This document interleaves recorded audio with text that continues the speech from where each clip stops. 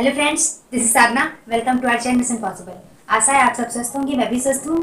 आपका बहुत बहुत स्वागत है हमारे यूट्यूब चैनल मिशन पॉसिबल पे। सब्सक्राइब करिए मिशन पॉसिबल को सीटेट की फुल प्रिपरेशन के लिए।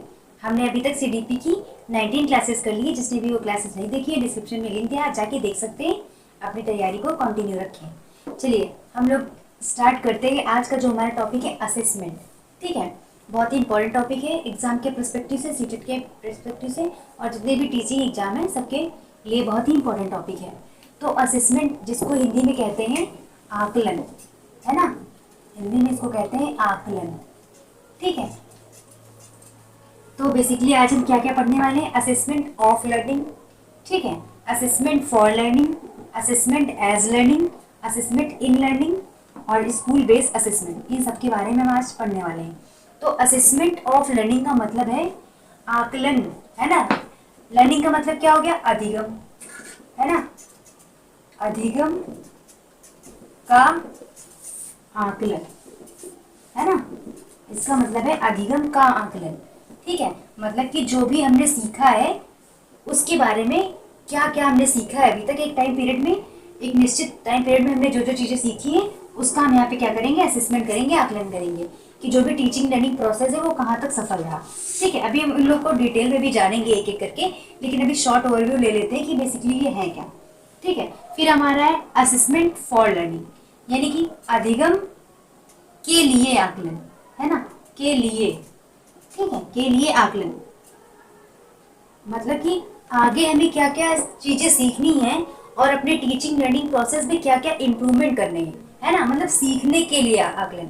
इसका मतलब ये है कि इस आकलन के बाद क्या करेंगे हम, जो अधिगम की प्रक्रिया है वो हमारी जारी रहेगी, है ना। जो भी प्रॉब्लम्स आ रही है उसमें डिफिकल्टीज फेस कर रहे हैं उनको क्या करेंगे हम, सुधार करेंगे और आगे बढ़ेंगे। इस आकलन से हमें क्या मिलेगा, फीडबैक मिलेगा एक तरीके से कि टीचिंग लर्निंग प्रोसेस कहाँ तक सक्सेसफुल हो पा रहा है और क्या क्या इंप्रूवमेंट की जरूरत है। ठीक है, आगे हम लोग बढ़ेंगे असेसमेंट एज लर्निंग के रूप में आकलन, है ना। अधिगम के रूप में आकलन, इसमें क्या होता है, मतलब सीखते सीखते हम क्या करते हैं, जो हमारे एक तो सेल्फ इवेल्युएशन होता है ना। मतलब कि हम क्या करते हैं यहाँ पे, जो लर्नर्स है समझ लीजिए ये लर्नर सेंट्रिक असेसमेंट है ना। जो लर्नर होते हैं वो खुद का आकलन करते हैं और या फिर उनका जो पीयर ग्रुप होता है आपस में कोलैबोरेट करके वो अपना आकलन करते हैं। अब यहाँ पे लर्नर सेंट्रिक का मतलब क्या है कि जैसे कि आप सीटेट की प्रिपरेशन कर रहे हैं, आपने कोई मॉक टेस्ट लगाया और आपके आपने मार्क्स देखे, आपने सोचा कि हाँ हाँ इस सब्जेक्ट में मुझे प्रिपरेशन की और ज़रूरत है, या ये सब्जेक्ट सीडीपी मेरा अच्छा हो पा रहा है, मैथ्स मेरा अच्छा हो पा रहा है। आपने इस तरीके से सेल्फ का इवेल्यूएशन कर लिया, या आप पढ़ रहे थे आपने अपने फ्रेंड से पूछ लिया कि हाँ यार चल मुझसे ये क्वेश्चन पूछ, देख मैं बता पाऊंगा क्या, ऐसा कुछ, है ना। तो इसमें सेल्फ इवेल्यूएशन हो जाता है। ठीक है, फिर है आपका असेसमेंट इन लर्निंग। इसमें भी क्या है, अधिगम में आकलन, है ना। इसमें क्या है, ये ऑनगोइंग प्रोसेस है। क्लास में आप पढ़ रहे हैं, क्लासेस आपकी चल रही हैं और उसी में क्या होगा, बीच में आपको कोई प्रश्न पूछा गया, उसमें आपका आकलन असेसमेंट हो गया। या फिर एक इसको सबसे अच्छा एग्जांपल ले सकते हैं हम, जो एनसीईआरटी की बुकें होती हैं, ये कोई आजकल जो भी बुक आने लगी है न्यू पैटर्न पे एनसीईआरटी बेस पे, उसमें क्या होता है कि जो है आप चैप्टर पढ़ते हैं, उसके बाद प्रश्न दिए होते हैं कि आपकी क्या सोच है, आप इसके बारे में क्या सोचते हैं, है ना। तो वहीं पे आपका कहीं ना कहीं आकलन हो गया कि आपने इस चैप्टर से क्या क्या सीखा, क्या क्या आपने सीखा, तो आप उस बेस पे स्वयं में आकलन आपने कर लिया, उस क्वेश्चन का जवाब देने का प्रयास करेंगे। या फिर एनआईओएस की बुक जो आती है उसमें भी इस तरह के प्रश्न दिए होते हैं, है ना, जिसने पढ़ा होगा। तो स्कूल बेस्ड असेसमेंट, है ना, चिंता मत कीजिए, आपको सीटेट के लिए नहीं पढ़ने की जरूरत है। एनआईओएस की बुक मतलब वो बुक्स होती हैं, तो प्रिपरेशन करते हैं हम लोग पेडागोजी वगैरह की अच्छे से, टीचिंग एग्जाम के लिए, DSSB वगैरह के लिए तो पढ़नी पड़ती है, उसकी बात मैं बता रही हूँ। ठीक है, तो स्कूल बेस्ड आकलन का मतलब है यहाँ पे स्कूल बेस्ड असेसमेंट। इसका क्या मतलब है यहाँ पे कि स्कूल बेस्ड यानी कि विद्यालय आधारित आकलन, विद्यालय में जो प्रोसेस होता है असेसमेंट का, या एलिमेंट्री लेवल पे बेसिकली जो हमारा एक तरह से कह सकते हैं प्रारंभिक स्तर पे जो आकलन होता है, या स्कूल के रूल्स के अकॉर्डिंग जो आकलन होता है, इसमें उसकी बात की गई है। ठीक है, तो अभी हम इन लोगों को ये जितने भी पॉइंट्स हैं सबको डीपली डिस्कस करेंगे एक एक करके, है ना। ये मैंने एकदम शॉर्ट में ओवरव्यू बता दिया कि बेसिकली आप एक स्ट्रक्चर, एक खाका तैयार हो गया कि हमें क्या क्या पढ़ना है और बेसिकली ये होता क्या क्या है, एक आधारभूत जानकारी आपको मिल गई है ना। चलिए आगे बढ़ते हैं इसी के साथ। तो अब हम इन सबको वन बाय वन डिस्कस करेंगे। आगे बढ़ते हैं हम लोग, सबसे पहले जानेंगे असेसमेंट ऑफ लर्निंग क्या है है ना, यानी कि अधिगम का आकलन। बाइलिंगुअल सेशन होगा, किसी को समस्या नहीं होगी, चाहे हिंदी मीडियम हो या इंग्लिश मीडियम, है ना। पेपर भी आपका बाइलिंगुअल ही आता है, कोई दिक्कत की बात नहीं है, दोनों समझेंगे, इंग्लिश भी कोई टफ नहीं है ना। बल्कि इस अगर ये सब आप अधिगम आकलन ये सब आपको हिंदी में भले टफ लगे पर इंग्लिश में इजी लगेंगे, है ना। तो बढ़ते हैं आगे। सबसे पहले हम लोग जानेंगे असेसमेंट ऑफ लर्निंग, है ना। ये जो आपके टर्म है ऑफ, फॉर, एस, सबसे इंपॉर्टेंट यही है, यहीं पे आप कंफ्यूज हो जाते हैं, जहां से आपने थोड़ी भी चूक की, मिस्टेक शुरू, है ना। तो असेसमेंट ऑफ लर्निंग का मतलब है अधिगम, अधिगम का आकलन, ठीक है। इस शब्द से ही आपको समझ में आ रहा, अधिगम का आकलन यानी कि लर्निंग का असेसमेंट। जो भी हमने अभी तक सीखा है एक टाइम पीरियड में, है ना, हम क्या करने जा रहे हैं, उसको असिस करने जा रहे हैं, उसको देखने जा रहे हैं कि बेसिकली हमने कितना सीख लिया है ना, कहाँ तक हमारे ऑब्जेक्टिव हम अचीव कर पाए हैं, है ना। तो बेसिकली ये क्या होता है, इसमें हम जो भी सीखते हैं लर्निंग का आकलन करते हैं, है ना। जो लर्निंग है यानी कि अधिगम, लर्निंग का आकलन करते हैं, है ना। जो हमने सीखा है, क्या क्या सीख पाए हैं एक निश्चित टाइम पीरियड में, उसका आकलन हम लोग यहाँ पे करते हैं, ठीक है। इसमें क्या होता है, बेसिकली ये एक टाइम पीरियड के बाद होता है ना। मतलब ये एक समय होता है, जैसे आपके हाफ ईयरली एग्जाम होते हैं या एनुअल एग्जाम होते हैं, है ना। तो ये सब क्या होता है, आपका एक निश्चित टाइम पीरियड होता है। जैसे हाफ ईयरली एग्जाम हुए तो ये असेस किया गया कि आपने आधे साल में क्या क्या सीखा, 6 महीने में आपने क्या क्या सीखा, है ना, उसके बारे में। फिर नेक्स्ट जो एनुअल एग्जाम होंगे उसमें पूरे साल में आपने क्या क्या सीखा। तो बेसिकली क्या होता है, एक तरीके से इसको हम कह सकते हैं टर्म एंड पे होता है, टर्म एंड पे होता है, यानी कि एक निश्चित टाइम पीरियड के बाद में ये क्या होता है, कंडक्ट होता है, ठीक है। और क्या होता है, ये एक तरीके से निर्णायक होता है, यानी कि जजमेंटल होता है, जजमेंटल, जजमेंटल इन नेचर। इसका मतलब क्या है, इसका मतलब ये है कि जब आपका असेसमेंट ऑफ लर्निंग होता है, आपके कोई एग्जाम होते हैं, एनुअल एग्जाम होते हैं, तो उसमें क्या होता है, एक रिजल्ट तैयार होता है आपके लिए कि आपने इतने % अचीव किया, इतना सीखा आपने, है ना। एक मोहर लग जाती है कि आपने इस ईयर में इस क्लास में आपने इतना अचीव किया, 80%, 90% जो भी अचीवमेंट किया वो आपको एज अ रिजल्ट देखने को मिल जाता है ना। तो एक तरीके से क्या होता है, यहाँ पे जजमेंटल नेचर का ये होता है ना, निर्णय का काम करता है कि आपने कितना सीखा एक निश्चित अवधि में, है ना। वो टाइम पीरियड कुछ भी होता है, 6 महीने का, साल भर का, है ना, जितना भी टाइम पीरियड हो सकता है, ठीक है। और क्या होता है, ये देखा जाता है कि ऑब्जेक्टिव कितने पूरे हुए, है ना, ऑब्जेक्टिव कितने पूरे हुए, है ना। मतलब कि क्या क्या जो जो करिकुलम था उसके बेस पे क्या क्या आपने अचीव कर लिया, है ना, क्या क्या चीजें आप सीख पाए और कहाँ कहाँ प्रॉब्लम्स रह गई। अब इसमें क्या होगा, चूंकि ये जजमेंटल इन नेचर है, तो इसमें क्या होगा, जो प्रॉब्लम्स रह गई उन्हें तो दूर किया नहीं जाएगा, बस क्या किया जाएगा, एक निर्णय सुना दिया जाएगा, एक जजमेंट दे दिया जाएगा, रिजल्ट दे दिया जाएगा कि हाँ आपने इतना सीख लिया है, ठीक है। ऑब्जेक्टिव कितने पूरे हुए ये बताता है, और टीचिंग लर्निंग प्रोसेस जो भी है ये कितना कितना सफल रहा ये बताता है, ठीक है। टीचिंग लर्निंग प्रोसेस की सफलता, है ना, सफलता बताता है ना। तो क्या है बेसिकली, ये टर्म एंड पे होता है, एक निश्चित समय के बाद होता है ना। और क्या होता है, जजमेंटल इन नेचर, मतलब इसका नेचर क्या है, जजमेंटल है, आपको जज करता है कि आपने कितना सीखा, आप कितना उपलब्धि हासिल कर पाए, है ना, कितना अचीवमेंट आपने किया। ऑब्जेक्टिव कितने पूरे हुए इस बारे में बात करता है, मतलब कि जो जो उद्देश्य निर्धारित थे, जो करिकुलम आपका निर्धारित था, मान लीजिए आप 7th क्लास में थे और आपका कुछ करिकुलम था, उसके हिसाब से आप क्या क्या हमने प्राप्त कर लिया, क्या क्या ऑब्जेक्टिव पूरे हुए, आप किन किन सब्जेक्ट में अच्छा कर पाए, किसमें नहीं अच्छा कर पाए, पूरा ब्यौरा आपको रिजल्ट में दिया होगा, है ना। टीचिंग लर्निंग प्रोसेस कितना सफल रहा, कितना कारागार रहा, इसके बारे में भी बताता है, ठीक है। और ये किसका हिस्सा है, ये समेटिव असेसमेंट का हिस्सा है ना। किसका हिस्सा है, सबमेटिव असेसमेंट का हिस्सा है ना। समेटिव असेसमेंट का मतलब ही हो जाता है टर्म एंड पे होता है ना, जिसमें क्या होता है आपके पेपर होते हैं, एग्जाम्स होते हैं और फिर आपका रिजल्ट डिक्लेयर होता है ना। तो ये क्या है, समेटिव असेसमेंट का हिस्सा है। ठीक है, आगे बढ़ जाते हैं, अब हम नेक्स्ट जानेंगे। होपफुली आपको इतना समझ में आया होगा। चलिए आगे बढ़ते हैं हम लोग। नेक्स्ट है हमारा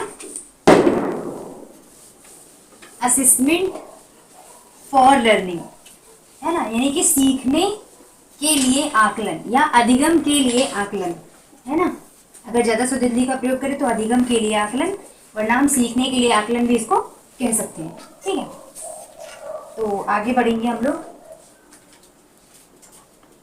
असेसमेंट फॉर लर्निंग यानी कि अधिगम के लिए आकलन, अधिगम के लिए आकलन। जैसे कि नाम से ही आपको समझ में आ रहा होगा, अधिगम के लिए आकलन मतलब कि इसके बाद भी अभी टीचिंग लर्निंग प्रोसेस होगा, है ना, इसके बाद भी सीखने को मिलेगा, है ना। मतलब ऐसा नहीं है कि बस ये आकलन हो गया बस खत्म, आपको एक जज मतलब आपके लिए जजमेंट दे दिया गया कि बस इतना ही सीखना था, तो तुम सीख चुके, आगे बढ़ो, है ना, ऐसा नहीं है। इसमें क्या होगा, इसके बाद भी सीखने सिखाने की प्रक्रिया जारी रहेगी, है ना। मतलब कि उसमें क्या होगा, थोड़ा सा इम्प्रूवमेंट किया जाएगा। जो भी प्रॉब्लम्स आ रही हैं, जो भी डिफिकल्टीज आ रही हैं, उनको टैकल करके क्या करेंगे हम, उसमें इम्प्रूवमेंट करेंगे, है ना। तो जजमेंट नहीं देंगे, इम्प्रूवमेंट करेंगे, फीडबैक दे देंगे एक तरीके से, है ना, कि कहाँ कहाँ प्रॉब्लम आ रही है। टीचर को भी फीडबैक मिलेगा, लर्नर्स को भी फीडबैक मिलेगा, है ना।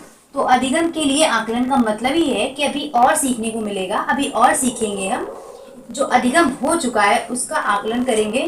और अधिगम के लिए आकलन का मतलब है अभी और सीखेंगे हम, जो प्रॉब्लम्स आ रही हैं बस उनको क्या करना है, दूर करना है, उन्हें नेक्स्ट लेवल पे हम उनको कैसे इम्प्रूवमेंट करेंगे, इसके बारे में बात करेगा ये, है ना। तो इसमें क्या करेगा, बेसिकली हम प्रोग्रेस को मॉनिटर करते हैं, मॉनिटरिंग का काम करता है,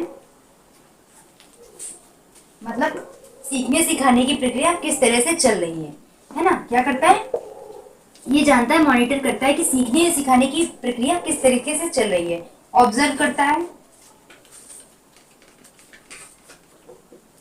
मतलब अवलोकन करता है कि जो लर्नर्स है या टीचर्स हैं वो उनका इंटरेक्शन कैसा है, सीखने सिखाने की प्रक्रिया में वो किस तरह से प्रतिभाग कर रहे हैं, कहाँ प्रॉब्लम्स आ रही हैं, कहाँ पे इम्प्रूवमेंट की, सुधार की जरूरत है, इसके बारे में क्या करता है, ये ऑब्जर्वेशन करता है। फीडबैक का काम करेगा आपका, फीडबैक टीचर को भी मिलेगा, किसको, टीचर को भी फीडबैक मिलेगा, है ना, और लर्नर्स को भी मिलेगा।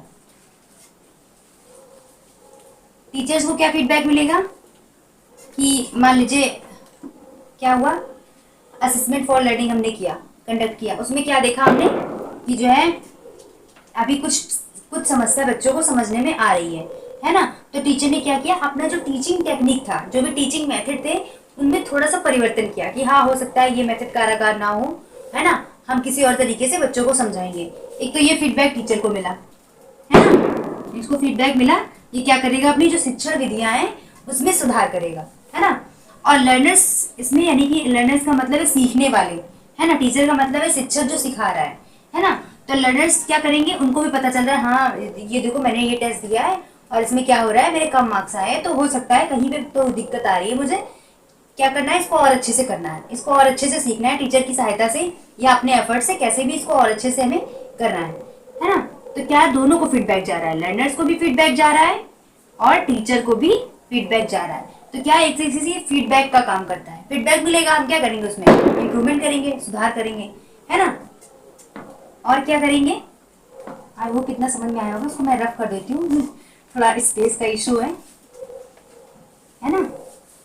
आप लिख सकते हैं साथ ही साथ, बहुत पटाखे वटाखे दग रहे हैं तो थोड़ा आप आई होप कोऑपरेट करेंगे, शादियों का सीजन है। तो क्या है बेसिकली, और क्या हो सकता है इसमें क्या करेंगे, हम रीप्लान करेंगे। रीप्लान, जब हमें फीडबैक मिला तो हमने क्या किया, पता चला हाँ ये टीचिंग लर्निंग प्रोसेस सही नहीं है, मुझे कोई और तरीका यूज करना चाहिए, है ना। तो हमने क्या किया, जो भी एक्टिविटीज थी, जो भी मेथड्स थे, उनको रीप्लान कर लिया, है ना, मतलब पुनः प्लान करना, पुनः योजना बनाना कि हाँ हो सकता है ये मेथड ज्यादा सुटेबल रहे बच्चों के लिए, इससे बच्चे बेहतर सीख पाएंगे। तो हम क्या करेंगे, रीप्लान करेंगे, इसी में क्या करते हैं, रीप्लानिंग का काम करेंगे, है ना। और कब होता है ये, ड्यूरिंग टीचिंग लर्निंग प्रोसेस होता है, ड्यूरिंग टीचिंग लर्निंग प्रोसेस।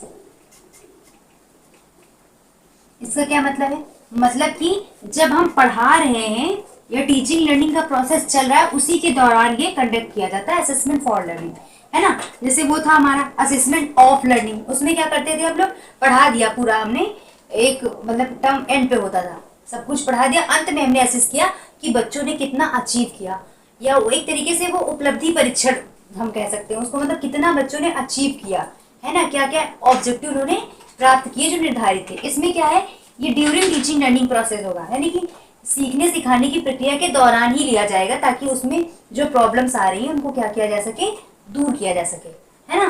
तो क्या होगा, ड्यूरिंग टीचिंग लर्निंग प्रोसेस होगा, है ना। इसको हम कह सकते हैं ये फॉर्मेटिव असेसमेंट का हिस्सा है ना। फॉर्मेटिव, वो समेटिव का था, ये किसका है, फॉर्मेटिव असेसमेंट का हिस्सा है, यानी कि रचनात्मक मूल्यांकन का हिस्सा है, ठीक है, क्योंकि ये ऑन गोइंग प्रोसेस है। क्या है, ऑन गोइंग प्रोसेस है ना, बीच बीच में चलता रहता है टीचिंग लर्निंग प्रोसेस के, टीचिंग लर्निंग प्रोसेस के, ठीक है।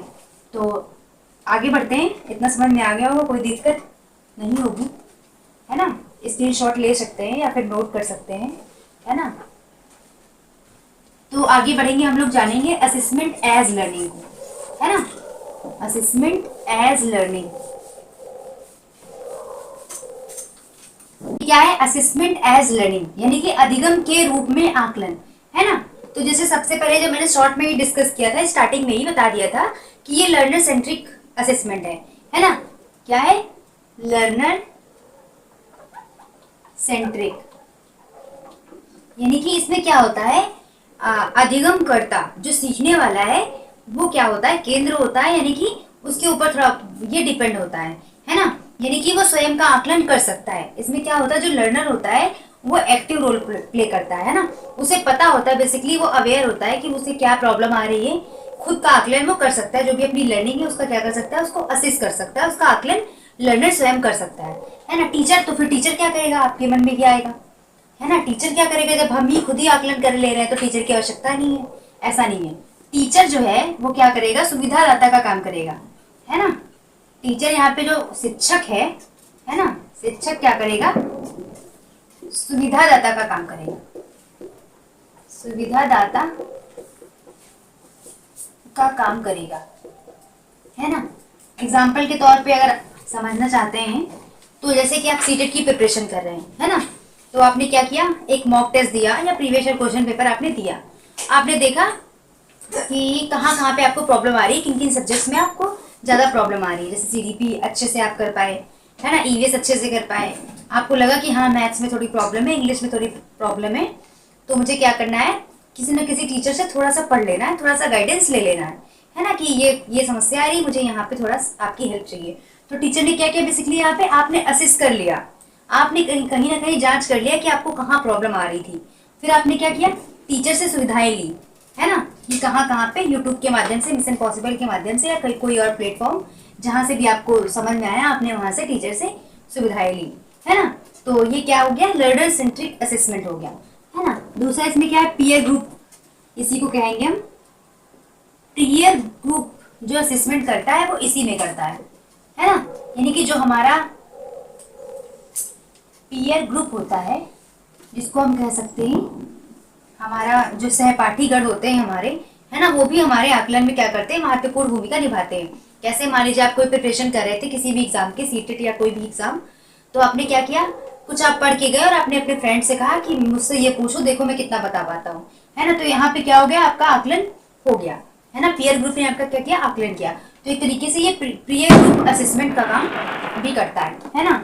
कोलैबोरेटिव लर्निंग होती है ना, एक कोलैबोरेशन का भी काम करता है। प्रश्न आते हैं इससे, हल्के में मत लीजिएगा, ठीक है। कोलैबोरेशन का भी काम करता है, मतलब कि सहयोग की भावना का काम करता है। एक दूसरे के सहयोग से हम लोग क्या करते हैं, स्वयं का आकलन कर लेते हैं, स्वयं भी अपना आकलन करते हैं, पीयर ग्रुप को भी इन्वॉल्वमेंट करते हैं, है ना। तो इसमें क्या होता है, एक दूसरे के सहयोग से भी हम स्वयं का आकलन कर लेते हैं, ठीक है। और क्या करते हैं, सेल्फ रिफ्लेक्शन होता है। सेल्फ रिफ्लेक्शन, सेल्फ रिफ्लेक्शन का मतलब है हम स्वयं भी अपने बारे में सोच पाते हैं, हमको कहाँ पे समस्या आ रही है ना। सेल्फ, स्वयं को भी क्या कर पाते हैं, रिफ्लेक्ट कर पाते हैं, अपना प्रतिनिधित्व स्वयं कर लेते हैं। कैसे, जहाँ पे प्रॉब्लम आ रही है हमने आइडेंटिफाई किया, चूज किया, है ना, टीचर से क्या किया, सुविधाएं ली और फिर अपने सब्जेक्ट को इम्प्रूव कर लिया, है ना। तो हमने यहाँ पे क्या किया, स्वयं का रिफ्लेक्शन भी कर लिया, है ना। तो बेसिकली क्या है, ये लर्नर सेंट्रिक है। पीयर ग्रुप महत्वपूर्ण भूमिका निभाता है, कोलैबोरेशन का भी काम करेगा, सेल्फ रिफ्लेक्शन का काम करेगा, और जो टीचर होगा ये क्या होगा, सुविधादाता का काम करेगा। ये भी फॉर्मेटिव असेसमेंट का ही हिस्सा है, ठीक है। किसका है, फॉर्मेटिव असेसमेंट का हिस्सा है, ठीक है ना। तो हम लोग नेक्स्ट आगे बढ़ जाते हैं, नेक्स्ट उस पर। आई होप इतना आपको समझ में आया होगा। डस्टर फिर से गायब हो गया मुझे लगता है, तो आई होप इतना आपको समझ में आ गया होगा, है ना। देखिए पटाखे भी दग रहे हैं, इसका मतलब है कि आपको समझ में आ रहा है ना। हाँ, आगे बढ़ते हैं हम लोग।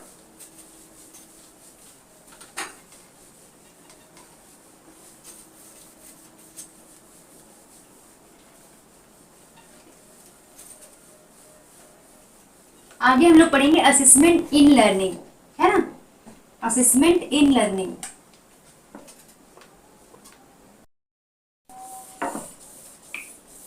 तो असेसमेंट इन लर्निंग यानी अधिगम में आकलन। इसमें क्या होता है, आपका अधिगम करते करते आप क्या करते हैं, सीखते सीखते ही आपका आकलन हो जाता है और आपको पता भी नहीं चलता है ना। कैसे, जैसे कि एग्जांपल के लिए हम देख लेते हैं, जो एनसीईआरटी की बुकें होती हैं, है ना, एनसीईआरटी समरी अभी मिशन पॉसिबल पे भी कराई जाएगी, बाकी जो बुक्स होती हैं, है ना, आपने कभी पढ़ी होंगी, तो उसमें क्या होता है, चैप्टर के बीच बीच में प्रश्न दिए होते हैं, है ना। आप इसके बारे में क्या सोचते हैं, आपके पड़ोस में भी ये जानवर है क्या, आपने देखा है ना, इस स्टोरी में क्या आपको सीख मिली, ऐसा करके बीच बीच में इसमें प्रश्न होते हैं। एनसीईआरटी की बुक में या जो एनआईओएस की बुक होती है उसमें भी होते हैं। आजकल तो जितनी भी बुकें हैं बेसिकली सब में बीच बीच में क्वेश्चन दिए होते हैं, बॉक्स दिया होगा उसमें प्रश्न दिए होते हैं। तो उसमें क्या होता है, सीखते ही सीखते आपका आकलन हो जाता है चैप्टर वाइज, है ना, पढ़ते पढ़ते ही आपका आकलन हो जाता है। या फिर टीचर ने क्या किया, क्लास में कोई चैप्टर पढ़ाया और उसी से संबंधित कोई चीज आ गई और उसने प्रश्न कर दिया कि ये पता कर क्या ना, ये होता क्या है ना। आपकी जो क्रिटिकल थिंकिंग है उसको बढ़ावा देने के लिए, है ना, कि आप कहाँ तक सोच सकते हैं, है ना। तो वो ये क्या हुआ, बेसिकली आपका असेसमेंट इन लर्निंग हो गया, है ना। सीखते ही सीखते क्या हो गया, आपका यहाँ पे आकलन हो गया, ठीक है। इसके बारे में इतना ही महत्वपूर्ण है, ठीक है। तो चलिए आगे बढ़ जाते हैं अब हम, है ना। आगे हम लोग जानेंगे एसबीए के बारे में, यानी कि स्कूल बेस्ड असेसमेंट, है ना।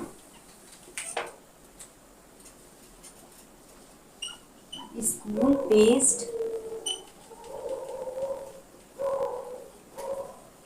असेसमेंट। ये बार्किंग की आवाज इग्नोर करके आई होप आप कंसंट्रेट कर पाएंगे, है ना, क्योंकि कंसंट्रेशन इंपॉर्टेंट है, एकाग्रता। आप क्या करें, उनको भी रात में फुर्सत है और हमें भी। यानी कि विद्यालय आधारित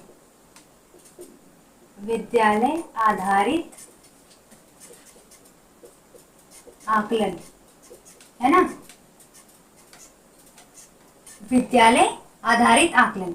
इसमें क्या होता है, बेसिकली जो स्कूल के कुछ नॉर्म्स हैं, वैल्यूज हैं, रूल्स हैं, उसके हिसाब से बच्चे का आकलन किया जाता है ना। या फिर एलिमेंट्री लेवल पे बच्चे का जो आकलन होता है उससे रिलेटेड है आपका एसबीए, है ना। इनिशियल स्टेज पे यानी कि प्रारंभिक, जब से बच्चा स्कूल जाना शुरू करता है तब से लेकर स्कूल एज में जो भी आपके असेसमेंट होते हैं वो किसमें शामिल है, एसबीए में, यानी कि स्कूल बेस्ड असेसमेंट में आते हैं। इसमें क्या होता है, बेसिकली टीचर सेंट्रिक है ये, टीचर सेंट्रिक।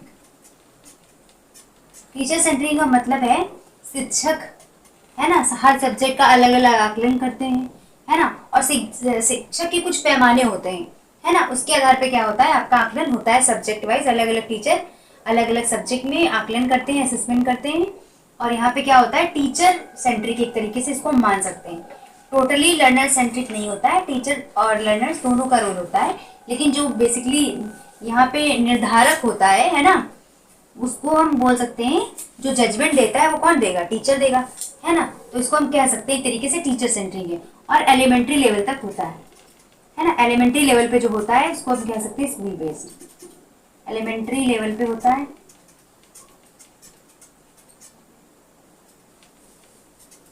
ना।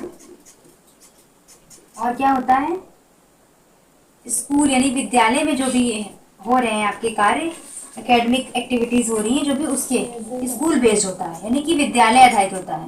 असेसमेंट होता है, और इसमें किस पे बात होती है, जो एलिमेंट्री लेवल पे लर्निंग आउटकम्स क्या क्या है उसके बारे में बात होती है।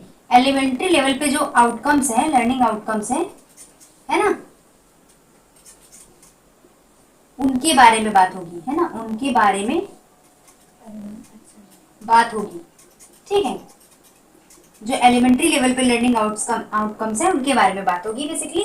और स्कूल बेस्ड होगा, स्कूल बेस्ड से आपका मतलब इस विद्यालय में जो भी रूल्स नॉर्म्स होंगे, जो भी उसके लिए निर्धारित हैं, उसके आधार पे ये असेसमेंट होगा, एसबीए। तो बेसिकली इतना इम्पोर्टेंट था आपके एग्जाम के लिए, है ना, मतलब कि इस टॉपिक से रिलेटेड इतना इम्पोर्टेंट था, जो जो इम्पोर्टेंट चीज़ें थी वो हमने शॉर्ट में कवर कर ली हैं।